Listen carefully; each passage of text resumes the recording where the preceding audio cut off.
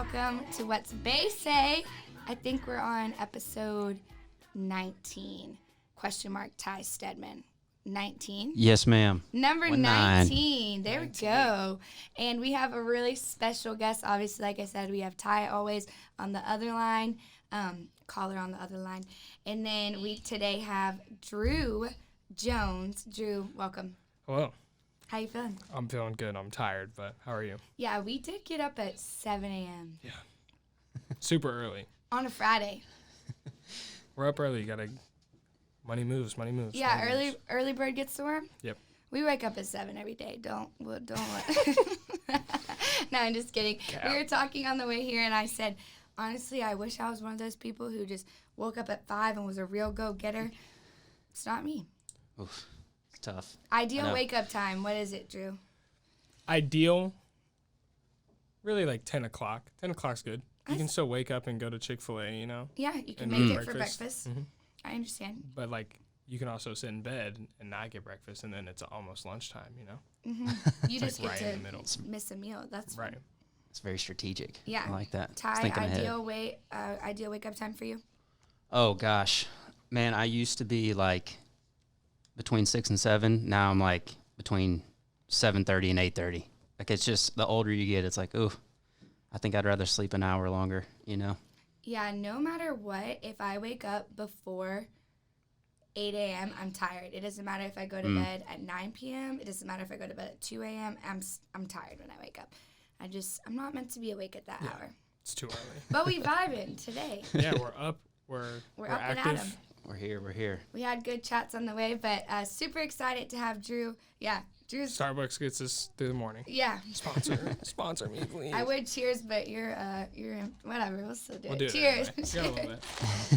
The props to you, babe, for bringing the coffee this morning. That was clutch, as always. You know, gotta do what you gotta do. So today's gonna be so good. Druw Jones to everyone else, like little MLB guy star, but to me he's literally like my little brother. So it's been cool to we'll be somewhere and people will like ask Druw for like picture or whatever, and I'm like, this is so weird because it's just weird because you're at our house like every day. But I've got to watch Druw grow up and love his family, love him, and he's obviously thriving and excelling in something. And so thought, he thought and I thought, let's come on the podcast and talk about it. Well, might as well. Chasing dreams. Literally chasing dreams and reaching them. So excited to have you, Druw. Love you. Love your fam. And let's go ahead and get started. The first thing I feel like would be cool is, how did you grow up? What was growing up like for you? I grew up with a white mom and a dad from the island of Curacao. Curacao. I grew up mainly with my mom and my grandparents. My dad traveled a lot playing baseball and things like that. Mm-hmm. So I'd see him like in the off season, and then occasionally we'd go and see him like whenever he'd be like out of town and during the summer and stuff like that. But I mean, I don't know. And then I grew up and going to a private school. Mm-hmm. Played baseball my whole life. Started kind of dabbled in basketball a little bit, like throughout like middle school and high school. And now I'm here. Got drafted by the Arizona Diamondbacks this year, so that was a very exciting time in my life. That was crazy. So when did you start playing baseball? How old were you? 3. Yeah. Wow. Dingers at 3? No, definitely not. I definitely probably couldn't get the ball out of the infield at 3, but. That was good. So growing up playing baseball is not that weird, but growing up playing baseball when your dad's in the MLB, probably a little different. Yeah, it's a little different. You definitely draw comparisons all the time. Like, it didn't really start drawing comparisons, so I got like kind of a little bit bigger and a little bit older. But I mean, obviously people like saw it because obviously like you're the son of whoever. But yeah, I mean it's something that like not a lot of people get to experience. But I mean, you just have to take it all in and try and make a name for yourself. Yeah, that's good.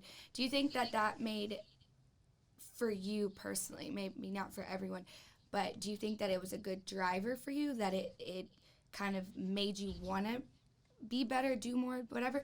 Or do you think it kind of sometimes was like a I mean, hindrance? you kind of have like both, I guess, because like I mean, like all the time you think like people like talk about like the only reason like you're at the top is like whatever because you're your dad, like your dad's son or whatever like that. But I mean, I've like I thought it was good for me because, I mean, it gets your name kind of out there already. And then Yeah.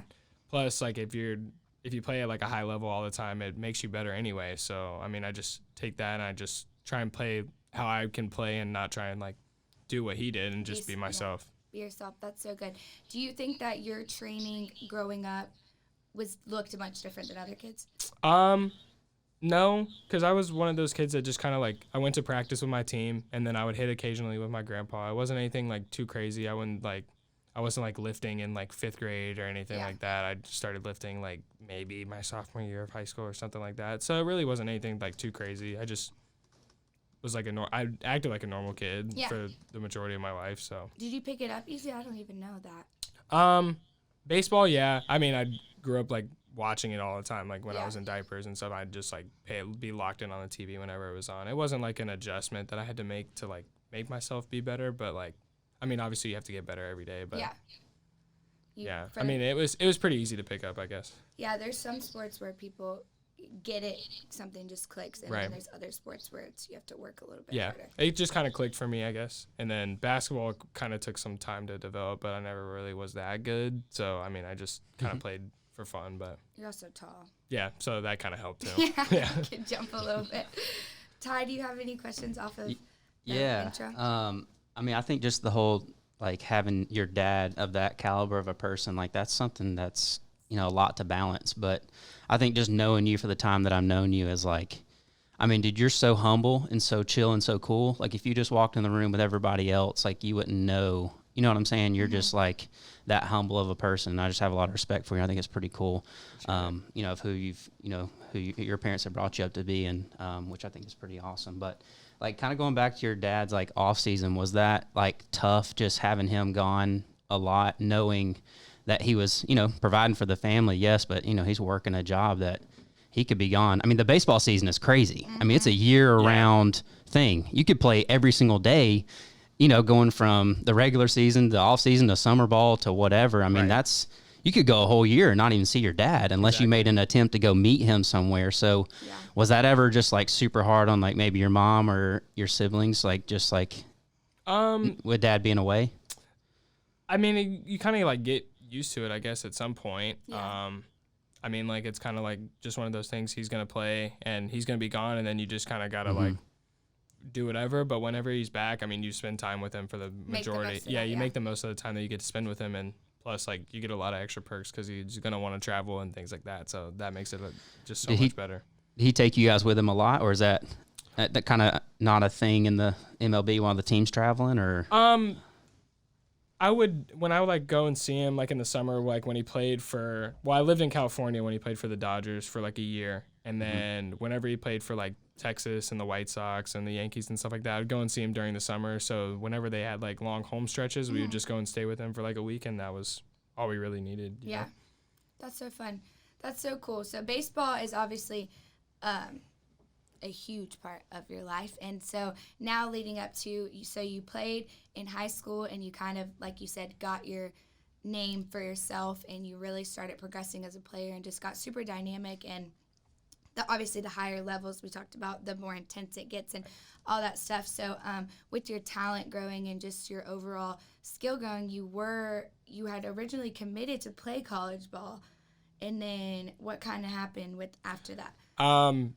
Obviously, like when you're going through high school, you think about like, oh, I want to play in the MLB, but then it gets to a point where it's like you can't be thinking about playing for the MLB because then you're gonna like stride less low than what you need to be. You want to play like you're going to go to college. Like we're going to go to college. I'm going to win a national championship with my team, like with the team that is going to be assembled at the college that I want to go to next year. So like throughout like the entire senior year, I thought I was going to go to Vanderbilt. Didn't even think like kind of like it's in the back of your head, obviously, like you're going to go to the league and things like that. But kind of like a dream. It's like a dream. Like after like the way I thought like the entire high school baseball season was I'm going to go to college and then I'm going to get drafted after that. And then obviously stuff happens. You get drafted and then you hear different stuff. And then obviously you pick the MLB over that because it's like that once in a lifetime opportunity that you might not get going to college. But I mean, it was a very, very tough decision. It was I kind of waited a long time, had to think about it a lot. Yeah. And I still appreciate Vanderbilt every day for all the stuff that they did for me and taking the chance with me in the first place because I committed so young, like as a sophomore. So them taking the chance with me and staying and sticking with me all the way through my senior year and signing day and all that stuff like that, it really means a lot. That's so What was that phone call like back to the Vandy coaches saying, "Hey, I'm not coming," because I know you were a pretty high prospect and they were probably pretty excited about having you. I and you're didn't like, even get the chance to call the recruiting coordinator that recruited me in the first place. He texted me first and was like, "Hey, congratulations. Oh, that's good. I know you're probably not going to go to campus and things like that." And I was like, "Yeah, thank you so much. Like, I really appreciate everything y'all done for me." And then calling the head coach was a little bit different. It's a little bit awkward at first, but he understands. And obviously, I'm going to be a part of that family for a long time. I'm going to obviously go back up there and visit next offseason and try and see everybody that I know that went to school, because obviously all those guys that I was committed with, I got to meet and had a relationship with for a little while. And I'm going to eventually go back and just go and hang out with the team and stuff like that, because, I mean, I would hope I'm still a part of that. Yeah, all love for the Vandy boys. Right. All love. Yeah, That's hope so they cool. have a good season this year too. Yeah, that's so good. So we got to be a part of, our family got to be a part of the draft day. Yeah. Johnny Manziel, how is he the man still? No, it was crazy. It actually was. I didn't know anything about, I don't know why I would, but Right. like, this is not a secret, but I'm not a big MLB, like, I'm not up to date with the stats and whatever, but I love Druw, so I'm like, whatever. So we had a draft day at Drew's house with, like, close family and friends, and it was crazy for me, and I didn't even get it was definitely one of the craziest days, because I feel like my time, like, I woke up kind of early that day, like, I don't know, it wasn't, like, anticipation, it was just, like, waking up and getting prepared to, like, do the party stuff and stuff like that. I knew people were, like, coming over and recording and taking pictures and stuff like that, so I had to be up early. But I mean, it was definitely an experience that I will never get back. I feel like that was, like, one of those days that's like, wow, like, only these people that would, like, the people that were there, like, or the only people that I'd want to celebrate that with. Yeah, it was crazy. Like I said, from not being the one drafted, I felt as if I was being the one drafted, because there was so much anticipation and whatever. So we got there and we just had a big party. Our moms and everyone did a great job. It was sick. Everything looked great, whatever. And we're like sitting there, we're just vibing, and everything's cool and chill. And then it starts to go on the TV. And the draft actually like starts in the clock. happening. Like you see, like Baltimore Orioles are on the clock and stuff like that, and then it starts like we see the every like typing and heart all starts the racing things. and stuff like that, and it's crazy. Drew it was a literally lot. gets phone call. They run upstairs, him and his parents. They, like, come back downstairs. They're not saying anything. They go back upstairs. They come back downstairs. My heart's beating, like, out of my chest. I think I was taking a picture with, like, your Bo and Courtney and Baxley, like, and then I like felt it like buzz in my pocket, and I looked down. I was like, oh my god, like I'm getting a call right now, and I like sprinted upstairs. Yeah, no, it was definitely one of the craziest things like ever. Everyone got so silent. He goes upstairs. He comes back down. No emotion, like kind of like the whole point of us to go upstairs was like to get away from everybody like talking, and then like everybody downstairs just went completely quiet. It was like the quietest it had been in the house in like hours.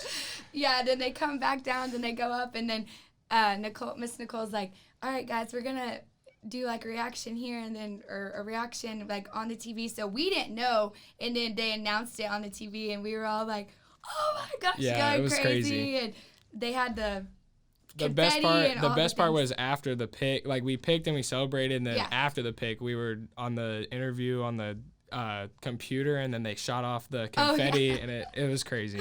It was crazy. And Baxley's confetti didn't go off. Of course. Of Baxley. course. If you guys see this, make memes about Baxley's confetti. There's definitely a video of him trying to pop it. He's like, it's not going. Everyone else's works besides him. No, that was so cool. And then obviously we just got to celebrate and dance the night away and fam and friends and all that good stuff. So it was special getting to be a part. I didn't know we got interviewed like down. I walk in and they're like, put a mic on. I'm like, for what? For what? Yeah. That was probably the best part. Like the whole like video, like the entire thing was probably like everybody like saying like stuff like about me that like really it like helped me, because when I was out in Arizona like and I like was like kind of like upset about like being like away. hurting my shoulder and things Yeah. like that, I was kind of like, that was like good to watch, like Aw. the people that supported me. Yeah, they asked us a couple questions, and one of the questions they asked was like a favorite memory of Druw. And everyone had so many funny ones off the top of the head. Family Feud was one of my funniest ones at the beach house. Oh my God. We were playing Family Feud, and it got very intense. And I was Steve Harvey, so I was like put in the middle. Everyone was like, "Is this an answer? Is this not an answer?" And I said, "I don't know." And of course, it was Andrew arguing the entire time because Yep. he can't lose. So Well, all of us are competitive, so it's just a room of yeah, competitive people. But that was a sick day. We were so proud of you. And then you went to Arizona, and then you kind of touched on Yeah. it. But when you were there, first day, I didn't even get a full practice in and tore my labrum hitting, and you said That you was knew that. too, right? Like, I felt like, I mean, it like dislocated, so I was like, oh, it's probably just like something like minor, like I'll rehab for a couple weeks and then come back. And then I went and got an MRI like right away because they were like, we're not going to take any chances. And then the next day I like came into the facility at like 7 a.m. and they were like, yeah, you're going to be out. And I was like, but it's all right. I mean, I kind of needed the break anyway. I've Yeah. been playing baseball or travel ball since like you were 3. 13. Well, like 13, like every day, almost every day. I feel like it's like something, Oh, yeah. something different. So Yeah. So what were you doing like when you tore it? Like were you diving for a ball? I was or- just hitting just regular BP. It was like what? like one of my last swings of the day, and I just popped out and it tore all the way through. I guess the swing or whatever, like the bone like at the top of my shoulder like slid all the way through, and it Oof. tore the labrum in the back. So Dang. Yeah, and then you got to had to go through the healing process, but now you're on the upswing of it. Yeah. You're almost almost back. yes. Almost back. This month start hitting, so that's like the main part that like of the rehab that I needed to get to. So Yeah, that's awesome. awesome. That's so good. So all that to say, now you're up to date and you are a part of the Diamondbacks and love that organization and growing and playing there and all that good stuff. What is your advice, not just to baseball people, maybe kids or younger people pursuing, but just people pursuing their dreams, I guess? What would be like a piece of advice? first is God has a plan for you. Obviously, like you just gotta follow. Like your life's gonna have ups and downs. You just gotta go through them and just push through them. That's how life is. And then just be yourself. There's not really much else you can do. If you try and be something that you're not, you're gonna hurt yourself more by like trying to be that type of person. But I mean, if you're just yourself, that's all that matters. That's so good.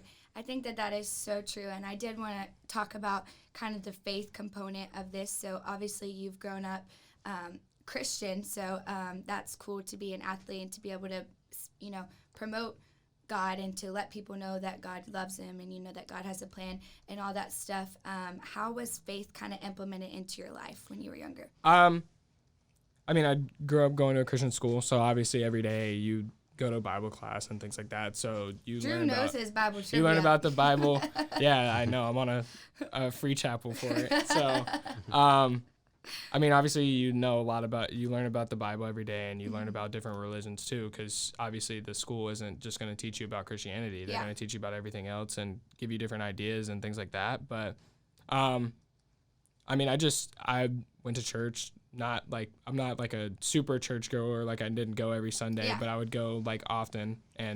But I mean, it's just, I don't really know how to explain it. It's just like Christianity is like a big part of my life. I know like Jesus is my savior. So just have to follow his plan. Yeah. Was there anybody in your life who kind of maybe was like a spiritual leader or someone that you could talk to if you did have questions? Or More anything of that? like it kind of like, I like was a Christian, but I never really was like I'm still not the most devoted Christian, I would say. But I mean, one of my teachers, Greg Lisson from Wesleyan, like really like helped me kind of like get more into it. The class that I took the last semester, or like my senior last semester, he really like got deep into like Christianity and things like that and ways to think about it, and that really like helped me, I guess. Perspective. And, yeah.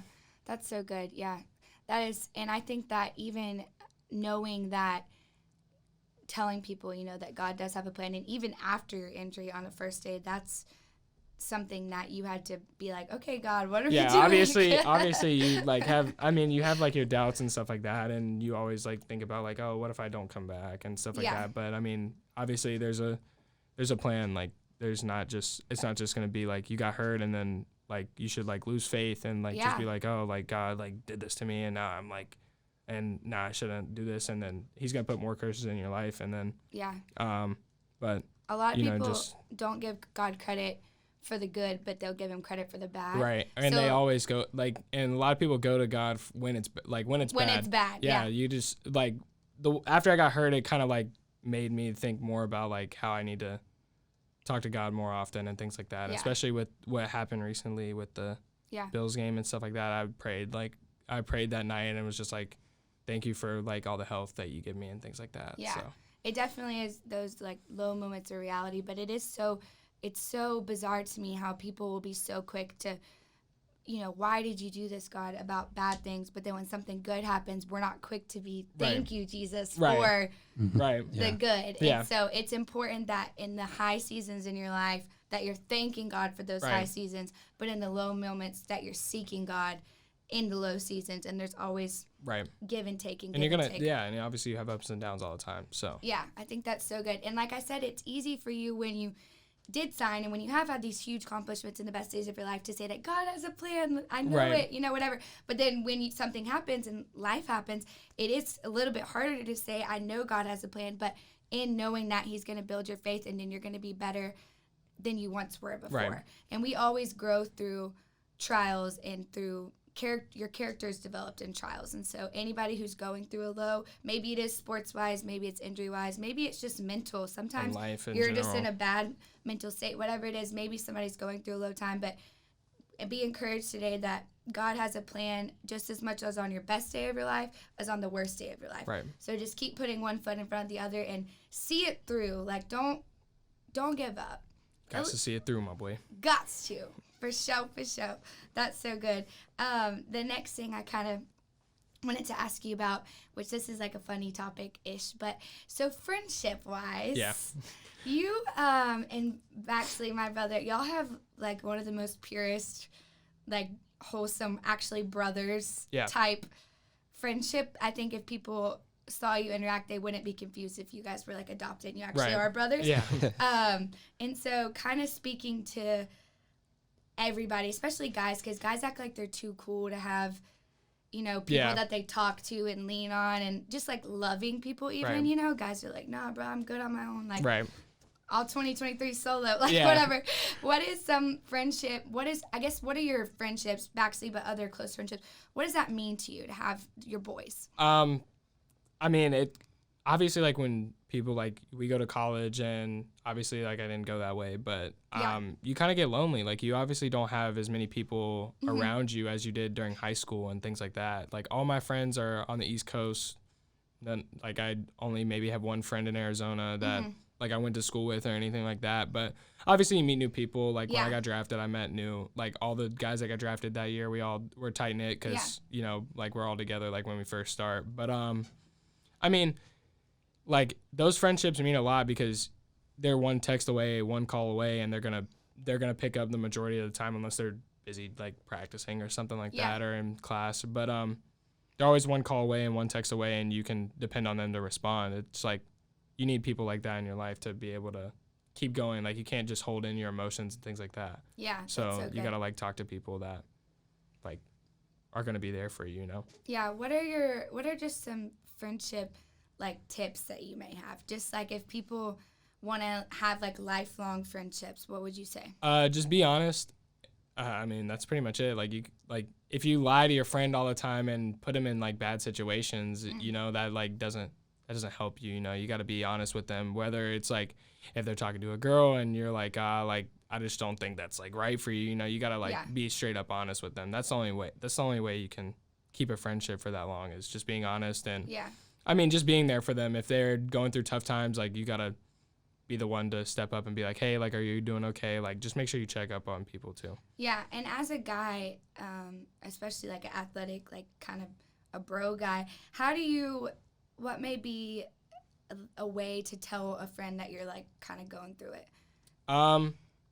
think that especially high school guys, they have a hard time with that. I don't know. Like, you just have to, I mean, you can kind of see it sometimes, like in the way their demeanor is and like how they act, I So guess. just pay attention. Yeah, you just got to pay attention. Cause like if, like, cause you can see like when people are definitely on a like high note, you know, like they come to school and they're like they like talk to everybody and stuff like that. But then you can see times where they're like thinking about like what they're like thinking about it, like they're thinking about like their life and stuff like that. You can just kind of tell by the way like their demeanor is, I guess. So you just kind of got to notice those things and just bring it up to them. Yeah, just be like, hey, like, are you doing okay? Like stuff like that. And most of the time they're gonna be like, oh yeah, like it's fine. But then that's like kind of like when you know. Yeah, and there's a window to just at least present them with the opportunity to right. talk. And then like when you like, and especially like even like if you ask like at all, that's people. Like, even if, like, you ask, like, somebody, like, if they're doing okay and they're like, oh, yeah, I'm fine, that even helps them a little bit more. Like, they know, like, people are actually, like, there and care. Supporting them. Yeah. That's good. Yeah. And I think, too, a more lighthearted thing is just in the importance of having fun with your friends and not ever being just too cool. Like, you got to be able to cut up. And right. And you got to be able to have, like, friends that understand like you got to have your alone time too, you know, like you got to be able to be by yourself for a little bit and not be with them all the time, you know. So yeah, I like friendships where you don't feel as if either of you have to entertain each other. You just know that you just do it naturally. Yeah. That you don't even have to talk when you wake up. You can just both be scrolling and and then like something funny happens and then or something's funny on your phone, you send it to it's like one of those. That's how me and Baxley are. Like me and Baxley probably most of the time, like, we won't talk for, like, 2 hours. We'll just be sitting in the same room. But, we both know, like, we're there. Like, if we want to, like, say something or, like, something happens, like, when we can talk about it. Like, until one of you gets hungry, and then y'all are like, should we go eat? Yeah, let's go eat. And then we're like, yeah. And then we won't talk in the car either. Like, we'll just go and get food, and we won't even talk. But I think that's so good. It's so funny you mentioned that, Drew. Like, because out of all the times I've went over to O'Brien's house, and I've seen y'all, like, half the time y'all are just sitting there in silence. Yeah, I mean, like doing nothing, just chilling, and I'm like, But then they get crackhead mode where they won't stop. Yeah. Yeah, because there's there's moments like that too. Like we'll be up and active for like 4 and 5 hours, and then it's like, oh, we just need to come back and just chill for a little bit or something like that. Because Baxley's always on his feet, and I'm the guy that's like, let's just chill, like let's just like do a little something, like let's like watch TV or something like that. Yeah, so we balance each other out. We both got those two things that help. Yeah. And then there's Davis, who's like right in the middle of both of us, so we have him too. That's so good. I think it's so important for people to figure out who you're at, even at a young age, if you can figure it out. Figure out kind of who are the people in your life who you want to keep in your life, and really, obviously, like you said, you're always meeting new people and be social and be open to new friendships, but kind of figure out your ride or dies and your people. Girls, figure out your people. Boys, figure out your people. And make sure that you're investing into those people and letting them know that, you know, you care about them, you love them, and you're there for them. Even if you don't see each other all the time, just a text, a call, whatever. And then obviously make new relationships. But you have to work in some degree to keep people in your life. And so it goes both ways. And, I mean, if you work, like, super hard to try and keep somebody in your life and they're not giving the same energy back, then it's not worth it. You know, that's kind of give up on it, I guess, but a sign. I think that especially if it's like 90-10, it's like, no, it's not even worth it. You can let them go, because your friends should be wanting to hang out with you and wanting to prioritize you as much as you're prioritizing them. Speaking in the sense of good support systems and whatever, you're close with your parents and even your grandparents. What has that meant, kind of going through all this with just life, I guess, with a good support system? And younger kids, maybe advice about being close to your parents. And I feel like I talk to my mom the most, probably. I talk to my dad, but not like super often. And then my grandparents, obviously, I talk to them all the time, because my grandpa calls me every day, 3 times a day. So love dating. But you you just, I guess, like, people. I know some people that they're like, oh, my parents suck, but really they're always there for you. They love you all the time. They're never gonna try and cut you out of your life or anything like that. They're always gonna try and make an effort, even if it doesn't seem like it. They're really, like, in the back of their mind, they're like you're still my son, like, you know, like that, or you're still my daughter or something like that, you know. It's like you they're always going to be there for you. Like, Yeah. why would you throw somebody out of your life or try and like be like, oh, I Too don't cool. like my mom Yeah. or something like that. Like I say I love my mom. Like whenever like anybody asks me, I'm like, oh, I love my mom. Like why would I have no reason to hate my mom. Like she gave me money all the time when I needed it. So why would I hate my mom? But she always gives me love and support, and I can talk to her about anything. Even if I don't like talk to Baxley about it, I can talk to her about it. Yeah, that's sweet. You and your mom do have a sweet relationship. Y'all dance together and all the things. It's so, the older I get, maybe this is true for you too, Drew, you don't even realize all your parents do until you get older, and then you're like making, like now that I like kind of like have my own, like I'm financially independent now, and like I go back and I'm like, wow, like I really like, my mom really, really did a lot for me when I was in high school and middle school and all that stuff. Yeah, even just simple things like they made sure that you ate. Just like stupid that's what I'm saying. Things, yeah. But it's, as you get older, and Ty can attest to this too, you just see just their love for you more and more and more. And so maybe just a side note, tell your parents you love them, your guardians, whoever is responsible for you, if you're young or if you're old, especially guys, because again, guys are less emotional. It would mean so much to your mom, especially boys, if you just hug on her today, tell her you love her and that you're thankful for her. Definitely. Surprise her with flowers or do something. Yeah, something. Anything counts.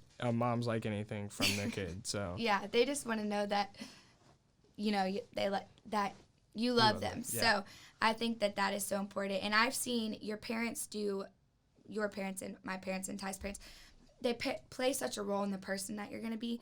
And so if you turned out okay or great, or like, maybe you didn't have the best home life, but you had an adult in your life who was pouring into you and really investing into you and gave you that chance, they literally shaped who you are. So not only did they give you money and they fed you and whatever, but they played a role in helping you become who you are.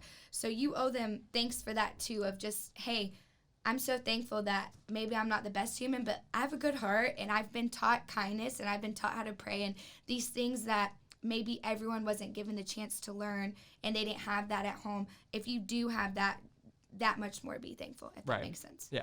I don't know, because some people don't have that support at home. They have to get it other places. From somewhere else. But those people obviously care for you.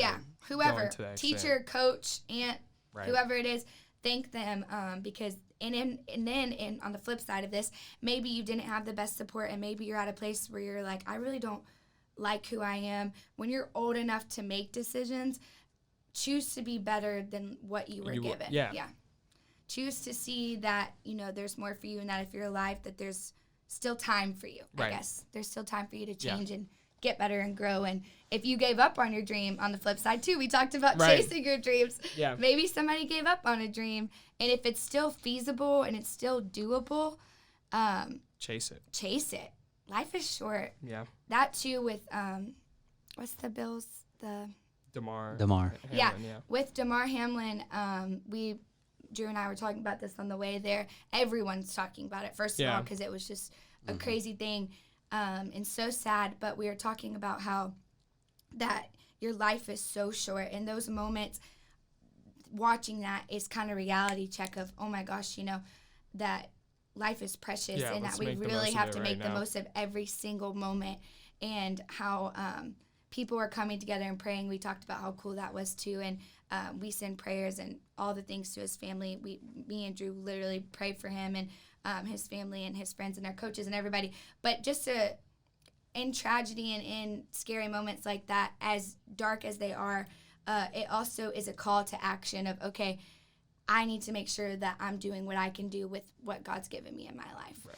And I need to do my best and, give my best. And when I mess up, learn from it, because life is short and life is precious. And so just a little small reminder. Yeah. We know it, but it's good to hear every once in a while. Ty, do you have any questions? We talked about a lot of different things, but yeah, no, I mean, those are all really good points. I mean, it kind of just goes back to, and even Pastor Marty kind of dialed this into our lives, Bailey, is like, show me your friends, I'll show you your future, and to be able to have that inner circle close to you, is super important. And just keeping people around you that are like-minded, but also stretch you a little bit as well. But You want to have people around you that are going to be there to support you and have the same guardrails and guidelines that you do in your life. That's true. People that are only going to be pulling you up instead of putting you down and stretching you and pushing you forward. And just watching you and Baxley's relationship, going back to that just a little bit, but I just think it's so pure because you guys are just transparent with each other. Y'all jive like really well. You know what I'm saying? Y'all are just, it's kind of cool to watch, but that just opens up the opportunity to be honest, to a person who, you may not be able to be honest with your mom or your dad with the same topics that you would be able to with your best friend. You know what I'm saying? So,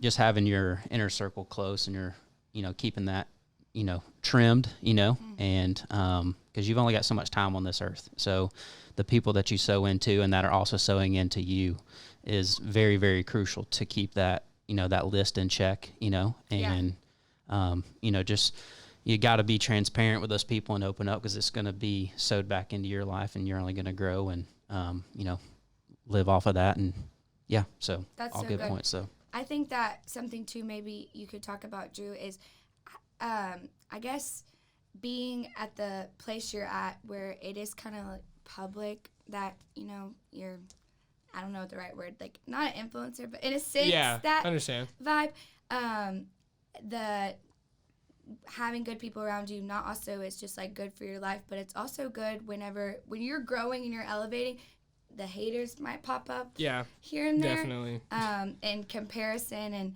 all that stuff. And people just want to steal people's joy, honestly. And having God in your life keeps you centered, but also family and friends. I guess, how do you deal with haters, quote unquote? That's not the best way to word that, but. There's hate, obviously, like you see comments and things like that on different things. But, you just got to, if you have haters, that means you're doing something right? So, it's good. It's good to have them, but, obviously, you just got to, not pay attention, kind of just, put it to the side. Yeah, how do sometimes you not let it affect if it's you, if it's funny hatred, then I'll, sometimes I'll, respond to it. I'll, do, a dig back or something like that. But, you just kind of got to, push them away. Don't even think about it. Just kind of, go away from it. Think about more positive things than people hating. Yeah, and think about just, the good in your life. I remember going to your high school games, and I was sitting on it was during Westland's, not the championship, but the one before Final Four. The Final Four. Yeah. And I was sitting on their side because there was no seats there, insane it was for a crazy. high school baseball game. And we were sitting on the other team's side, and somebody, which this would be funny if it's reached this person, but this dad was saying something, just yapping, whatever, and he didn't know, A, that I was for the other team, and B, that you're literally like my little brother. Yeah. And he was said something stupid, like Druw Jones, whatever, and you were about to hit, and you hit a line drop, literally a beautiful ball, whatever. And the guy was like, man, whatever, just shrugged his shoulders. And I turned around and I was like, that's my little brother. And I was like, I'm just going to let his baseball do the talking. And then I just sat back down and I just heard them get quiet. And he said, I'm sorry, I didn't mean it. And I was like, you okay. definitely, that series was one series to remember for sure. That was crazy. It was, and our class was on a senior trip, so not even any of the seniors from our school were there. Oh yeah, your mom told me that. The amount of people that we had there supporting us was insane. I felt like there were so many people that came back from college to come and watch because it was the repeat of the state championship last year, which we lost. So it was kind of an important series for us. If we won, we were going to go to state. So that was crazy. Even though when people crazy. talk to you, though, I've seen in your games that people would talk smack to you, and you're just unfazed. When you're in the moment, you can obviously sometimes you can hear it. If it's loud enough, obviously I probably didn't hear what that guy said because it was probably kind of quiet or whatever. He definitely talking under his breath. But then there's there's some where it's audible, you can really really hear it. The Decatur game, that one game where they were screaming overrated. I'm not lying. The student section, I don't know if they can see that, but there's a little room right here, and they're probably that, probably to the back of the wall back there. They're probably that close. Wow. And there's like 75 When to you're 100 trying to students. hit? Yeah, just screaming right at you. Like, but you can hear like your helmet's like shaking because it's like so loud. But yeah, no, I mean, you kind of just, I mean, you take it in obviously because like obviously like they're trying to get in your head, but Yeah. you obviously just kind of gotta like clear your mind, just think about like playing baseball and not worry about what they're talking about and all that Yeah, stuff. you've always been good, even when y'all were younger, going to tournaments and stuff. Some of the other boys would get a little bit more riled up over stuff that happened, but you were more. Yeah, I mean, sometimes I'll get upset, and sometimes I get upset, but usually you gotta like hone it in because like you're gonna fail. So in baseball, the majority of the time, so you really just gotta like think about like the positives. Like, oh, I had a hit today, but my other at bats were all right, but I had a hit today. That's all that matters, you know. Yeah. It's kind of good. crazy to think about. Just a little squirrel note here. Like in the MLB, like if you go 1 for 4, like that's not bad. It's not bad. You know like what I'm it's saying? like it's like still at It the end sounds of the day, terrible, it's a but good it's day. like You have to be okay with failure yeah, to some degree. and even one for 3 is incredible at it's Hall of like, Fame yeah, numbers. It's Hall of Fame numbers, you know. So I like didn't you gotta know think that. about it that way. Like, I mean, like nobody, like there's only a few people in the league that hit over 300. I feel like there's Yeah. maybe under 10, I want to say, that do that. So it's very impressive if you even get like 3 out of 10, you know. So Dang. being able to like, I don't know, being able to like block that out and have like a mental mindset where I can do that it takes time. Like Yeah, obviously. if somebody maybe is really affected by what people say, do you have a piece of advice for them? Other than just don't listen to them. If people are saying stuff to you, that means you're doing something right. So just keep being yourself and keep playing. I mean, like, obviously you're going to have people that are going to be against you and think you're not as good as you are, but just don't let that get to you. Just kind of use it as motivation. Yeah, just use it as motivation. Just be yourself. That's all you can do. In the actual moment, I guess if people are instigating you or trying to get a reaction out of you, do you like take a deep breath? Do you feel like in your head you're when chewing the them out? overrated chants were like going like crazy like that?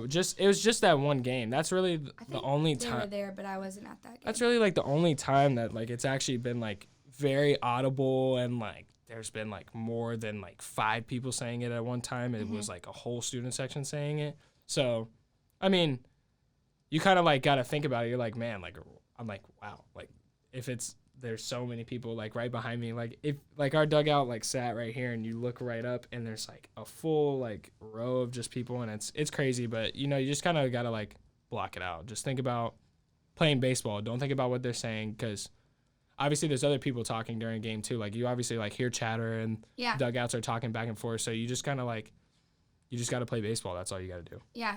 Or play your sport. I wouldn't say just baseball because obviously there's going to be more people watching that play other sports, but you're going to hear it all the time. And obviously there's going to be chatter back and forth through everybody, but you just got to play. Like you can't think about that. Like, because you're going to talk too during the game too. So you just got to play. Like you just got to keep playing and just keep pushing through it. I think that's good. In the sense of life too, and it's kind of the same thing. You just do what's in front of you and you do it well. And in any regard, if someone's hating, one, it's probably rooted out of jealousy.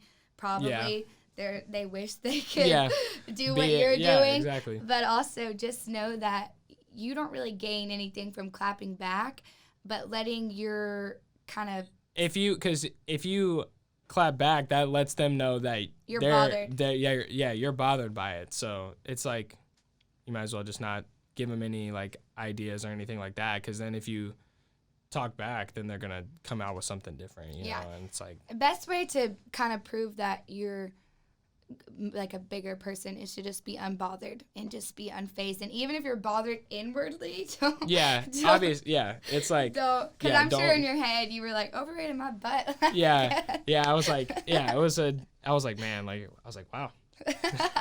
It was something. It was definitely something, but I think too that has to do with the way you were raised, though, and that your parents have taught you to be confident, and to know who you are and know what you bring to the table, and that you're not Andrew Jones' son, you're not a player at Westland, you're Druw. Right. And just Druw, be yourself. You be yourself, and you bring what you have. Like obviously you're part of the team, so you got to be a guy that's gonna help the team. You know, you can't like play for yourself. So you gotta you gotta be like the guy that's on the team. Like obviously like not everybody on your team is going to get the same, like, reaction or, like, talking from the student section. So you just got to be yourself. Like, you got to play like you're a part of the team all the time. Yeah, if I was you, when I went in the draft, I would have captioned it overrated. Yeah, no, I should have. That was a good one, but I don't know. I mean, it's all right. I didn't go where I was projected, I'm like, so to technically. all those people, to everyone who said that, Druw is haters. He's not overrated. Haters. Druw is so humble, and he's the best. And I'll buy you one of his jerseys. Don't worry. I'm just kidding. That's so good. Kind of the last couple questions. Number one, I wanted to ask you, what would you tell 16-year-old Druw? That's what I ask everybody. You're not too far from 16. Oh, my Lord. But if you could go back and give yourself some advice, what would you say? Trust AP. That's the only thing I gotta say. Just trust AP. Okay. He's gonna trust AP because he's gonna change. He's actually gonna change your entire life. Wow. Who's AP? My hitting coach.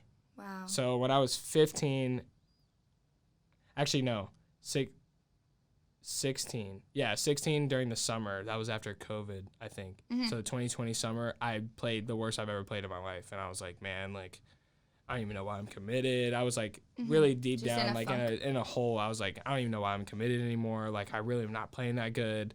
Like, I didn't play well. I didn't perform like I should have. I was supposed to be like one of the top guys, and I didn't perform like I should have, and things like that. I was like deep down in a hole, and I was like, it's got to be something with my swing. And then going into like our 17 fall, I guess, or something like that, I didn't play good either. And I was like, I need something. And my hit, like the coaches at 643 were trying to help me, and it just wasn't help. It just like I couldn't figure it out. So, I reconnected with AP, who DM'd me during COVID about like coming to hit like during like when it was like at its peak, and I was like, I can't really do that. Like my parents are kind of weird about the COVID thing, so I never ended up going. So I just would hit with my dad or something like that. Yeah.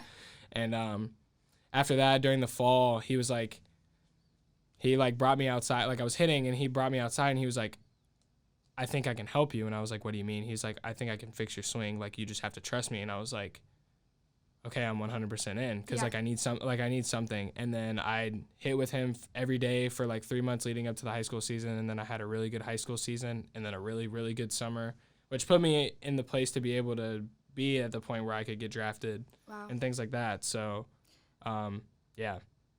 That's so good. Definitely That's just the 16-year-old power Druw. of somebody coming in and believing in you and really being able to point out your flaws, but also your strengths. Yeah, he knew I could be special. That was the whole thing. He was like, I know, like, you have potential. Like, I just need to, like, there's like a bunch of things that you have to do.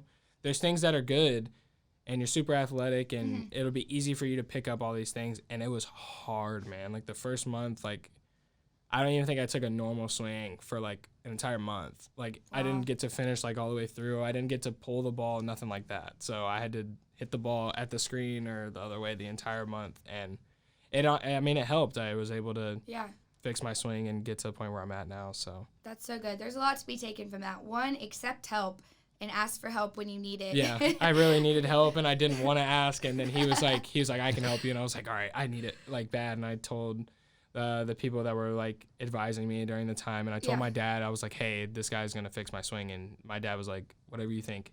And then my advisor was like, hey, like we're gonna come in and watch and see what he like what he's like talking about. And then they were like, oh wow, your swing looks a lot better than it did. And I mean, that's who I give it to is for helping me get to the point of where I'm at. Wow. Did your dad know AP? No, he did not. AP's younger. He didn't come up he's kind of like low key on the radar. Like he's at full count in Georgia, and there's nothing like too crazy, too crazy going on. So, being able to like hit with him and have like specific times where I could just hit, and it was like me and him, that like really helped. Yeah. I think that's really cool. Like I said, just a couple little pointers to take from that. Ask for help, know when you need help, and know who to accept help from. Because I'm sure anybody would have been quick to help Druw Jones. Yeah. But you had to kind of know in your like heart and. Because he knew it. He said he wanted to be the one that threw the punch. He was like, you need help, and I was like, I'll take it. Yeah. Like whatever you got from me, awesome. I'm gonna take it. Yeah, so. And being teachable. I think a lot of times people get to a place where they think that wherever your specialty is or your profession is, they think that they know everything. And you don't. And you don't. And Yeah. you never will. And the faster you learn how to be teachable and correctable, and maybe the way you've been doing something forever isn't the best way right now because times change, people change, injuries happen, mental state changes, whatever. The moment that you learn the lesson that you are never above being taught something new, I think your life will be so much easier. Right. Whoever and whatever you're doing. And then, like I said, also just giving credit, even the fact that you would give him credit. You didn't have to mention him. Yeah. You could have said, I went through a funk and then I got my swing back and now I'm killing it. I definitely have to credit him because without him, I probably wouldn't have changed it. I probably wouldn't have changed anything. I probably just kept going with the swing that I had and tried to tweak some things to make it more efficient, but he made it the most efficient it could possibly be. So yeah, that's so good. And just being a person that's humble and being a person that gives credit to where it's due will get you so far in life, guys, because it matters. And maybe he doesn't, maybe it's AP won't ever hear this, and maybe it won't directly get to him. Maybe it would, but maybe it wouldn't. But anyways, I think that just the posture of being teachable, being humble, and giving credit and honor to where it's due, to your family, to God, to all that, will help you launch in life. Right. Because when God can trust that you're going to give him credit and that you're going to give the people in that your life that help you credit, he can keep sending you blessings because he knows that you're trustworthy of it. So good. Yeah. Do you have any final thoughts, Ty or Drew? Anything? Ty? Yeah, I mean, kind of just going off that last point, it's and I'm going to sound so unchristian here. I did not mean to do that, but I don't even know if this is a Bible verse or a saying, but it's if you can handle a little, or if you can be responsible with a little, then he'll bless you with a lot. Yeah. You know what I'm saying? Yeah. So it's pretty much if you can handle the small stuff, then, and you prove to the Lord that you are humble and you can, you steward what he's blessed you with well, then he will bless you with abundance, because you would be the same as level 1 as you would be at level 50, So I think that's, maybe just a slight word of encouragement, Drew, as you head into this new arena with these big time people, it would be very important to stay humble, stay who your true core is, stay as close to the Lord as possible, because we've been lucky enough to follow the Lord on this current path that we're on, but some people haven't been so lucky that are in the same arena as you, and you have the ability to tap into these people's lives directly that the common man may not ever be able to get in touch with, so your representation and how you act on the field and how you communicate and the words that you use and the actions that you take on the field and off the field after you leave the stadium and where you go on the weekends, everything matters and lines up with who Drew is. And if they see the way that you talk is different and the things that you do are different, and you're in church on Sundays when y'all don't have a game and you're not out in the clubs, what I'm saying? All that lines up, they're going to start coming to you, you know what I'm saying? And they're going to be like, dude, I'm going through this, or I'm hurting here, or I'm whatever. They're going to come to you as a beacon of light in that dark MLB. And I'm not saying everything's dark MLB, whatever, you know what I'm saying? Not everybody's a Christian, but just worldly. Yeah. So they're going to come to you, and it's important to be ready for that time because you could literally shift their life, their family's life, and then the generation to follow after that. So just a little word of encouragement, man. Just, I'm just assuming this, but I don't think there was the majority of Christians on the baseball field as we would like to think, So, just represent the Lord well and stay pure, because they're going to be watching you, every step that you take. And if it's different from them, you know what I'm saying? Mm-hmm. They may have a little bit of pride in their heart, a little bit of jealousy. Why is he so different? Why does he think he's better than us? But really, you're just humble as dirt. You're just nose to the ground. You're you're a baller, and you're Jesus is king. And you just have that mindset. And eventually you're going to have the opportunity to, witness to them, or just simply be an example of what they don't know about, and it's going to pique their interest, and you're going to, and whether they copy you from a distance or they directly communicate with you, it's something unknown to them in that high celebrity world. You know what I'm saying? So that's so good. You're going to be able to have opportunities, and I would say just be ready and, represent well. And a lot of times you don't even have to say anything. It's just your actions are speaking way louder. And then when they come to you, you've already got that upper level advantage, and you just pour your heart out and you just be honest and show these people Jesus, you know. And you have an opportunity that me and Bailey will never have the opportunity to reach these people who have the highest level of influence. I mean, y'all are reaching millions of people, you know what I'm saying? Millions, and your platforms, so it's an opportunity that not everybody gets to have. And, I think the Lord's blessed you.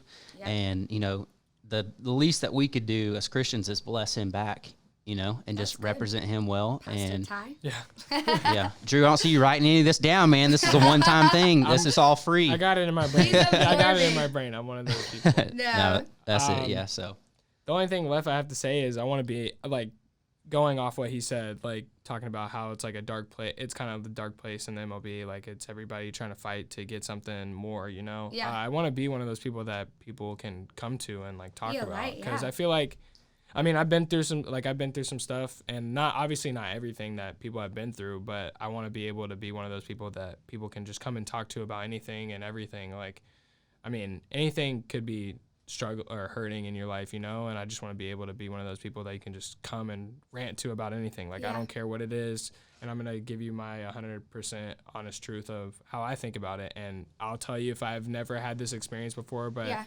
I feel empathy towards you and things like that. So I want to be able to be one of those people that people can come and talk to about anything. That's so good. Yeah, everyone has a role in the world, and your sphere of influence, wherever your sphere of influence is, whoever it is, like he said, yours is is already gonna be bigger just because of the stature and all that stuff. But whoever you are, you have people around you that you can impact, people around you that you can be there for, and people around you that you can love. And so whoever that is in your realm, I would just say just do that. And when you mess up, own it, learn from it, be teachable, stay humble. Humility is just it'll get you far. Not being cocky will get you far. Be humble, but be confident. Don't be agreed. Don't be humble, but then not confident in yourself, because then you're kind of like on the other side of the spectrum of being cocky and super confident. So just be like humble and be confident in yourself. That's all you can do. That's so good. Aw, Druw, this was good. How do you feel? I'm good. I'm feeling great. I'm high spirits right now. So this is so good. Well, guys, we What's Base Say is a big fan of Druw Jones and the Diamondbacks. We're rooting for you, and we love you. Thank you so much for coming on. Yeah, thank you. Ty, love you so much, and everybody, thanks for listening. I hope that you learned something from this conversation. I hope you're inspired, and chase your dreams. Humility is hot. That's my saying for the day.